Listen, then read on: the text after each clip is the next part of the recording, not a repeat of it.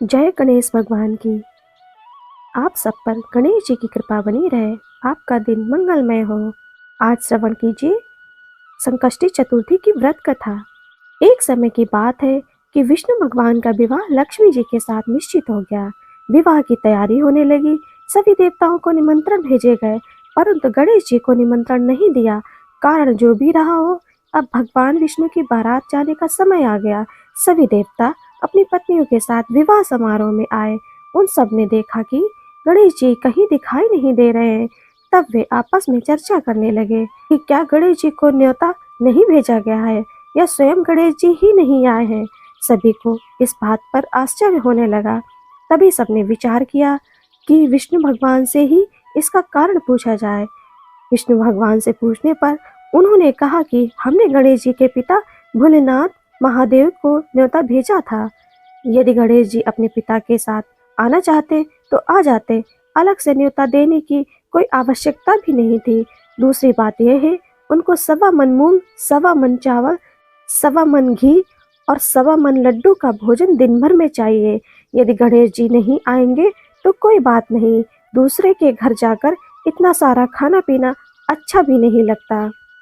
इतनी वार्ता कर ही रहे थे कि किसी एक ने सुझाव दिया, यदि गणेश जी आ भी जाएं तो उनको द्वारपाल बनाकर बैठा देंगे। आप घर की याद रखना।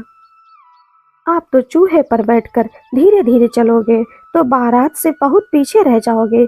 यह सुझाव भी आपको पसंद आ गया तो विष्णु भगवान ने भी अपनी सहमति दे दी।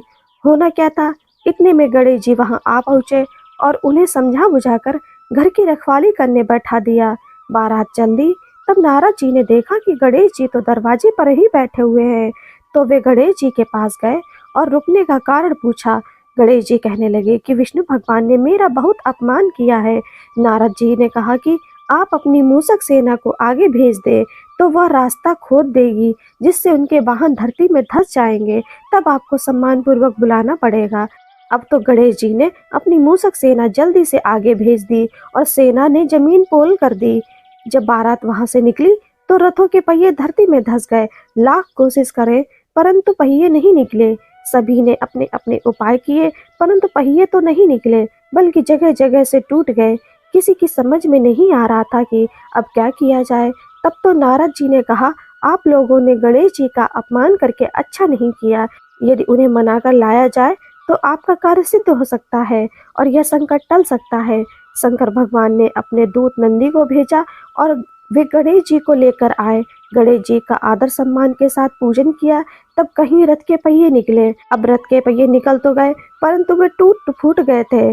तो उन्हें सुधारे कौन। पास के खेत में खाती काम कर रहा था, उसे बुलाया गया। खाती अपना कार्य करने से पहले श्री गणेशाय नमः कहकर गणेश जी की वंदना मन ही मन करने लगा। देखते ही देखते खाती ने सभी पहियों को ठीक कर दिया। तब खाती कहने लगा कि हे देवताओं, आपने सर्वप्रथम गणेश जी को नहीं मनाया होगा और ना ही उनकी पूजन की होगी, इसलिए तो आपके साथ यह संकट आया। हम तो मूर्ख अज्ञानी हैं, फिर भी पहले गणेश जी को ही पूजते हैं, उनका ध्यान करते हैं। आप लोग तो देवतागण हैं, फिर भी आप गणेश जी को कैसे भूल गए।